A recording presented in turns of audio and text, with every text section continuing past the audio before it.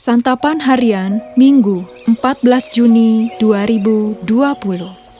Hari ini kita akan membaca 2 Korintus pasalnya yang ke-9 ayat yang pertama hingga ayatnya yang ke-5. Namun sebelumnya, mari kita berdoa. Saat ini kami satukan hati untuk menerima sabda-Mu.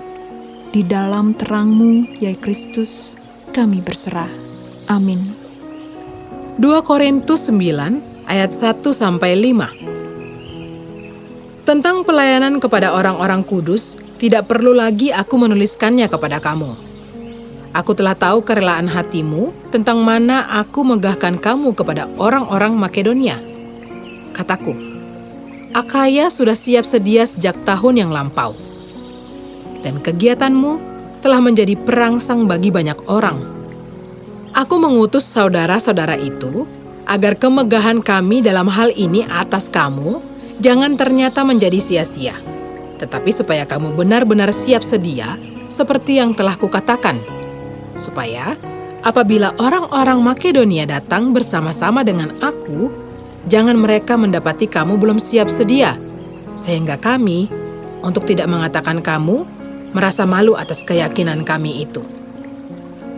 Sebab itu aku merasa perlu mendorong saudara-saudara itu untuk berangkat mendahului aku, supaya mereka lebih dahulu mengurus pemberian yang telah kamu janjikan sebelumnya, agar nanti tersedia sebagai bukti kemurahan hati kamu dan bukan sebagai pemberian yang dipaksakan. Sahabat Santapan Harian, keputusan Allah untuk mengorbankan anaknya Yesus Kristus untuk menebus manusia adalah tindakan memberi yang tidak mengharapkan balasan. Allah menggenapi semua janjinya pada kasih yang tak terbatas untuk ciptaannya. Inilah yang menjadi dasar tindakan orang percaya. Paulus tidak meragukan kerelaan hati jemaat Korintus dalam memberi dukungan moral dan materi bagi orang-orang kudus yang melayani mereka.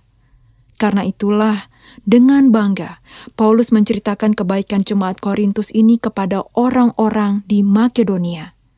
Dari perikop ini, kita belajar beberapa hal penting sehubungan dengan karakter kekristenan. Pertama, kebaikan dan kerelaan hati yang dimiliki jemaat Korintus telah memotivasi banyak orang sehingga tergerak untuk melakukan hal yang sama. Kedua, kebaikan dan kerelaan hati ini menjadi ciri unggulan mereka. Maka siapapun orang yang datang akan terinspirasi untuk berbuat baik dan memiliki kerelaan hati. Ketiga, jemaat Korintus akan dikenal karena kebaikan dan kerelaan hati mereka dalam memberi. Jadikanlah hal ini sebagai identitas dan jati diri jemaat kita juga. Kebaikan dan kerelaan hati jemaat Korintus tidak hanya memotivasi dan menginspirasi banyak orang, tetapi juga memunculkan kebanggaan dalam diri Paulus terhadap mereka. Kebanggaan Paulus juga pasti menjadi kebanggaan Tuhan Yesus, sebab pengajaran yang Paulus ajarkan kepada jemaat Korintus bersumber dari Tuhan Yesus. Memang tidak mudah untuk bisa menjadi orang Kristen seperti jemaat Korintus, tetapi itu bukan hal yang tidak mungkin diwujudkan. Mari kita berpikir dari dasar yang sama, bahwa setiap individu di dalam jemaat memiliki kekuatan positif untuk menghasilkan kebaikan. Kemanapun kita pergi, apakah kita menyebarkan kerelaan hati untuk melakukan kebaikan bagi orang lain dengan sumber kekuatan dari Allah?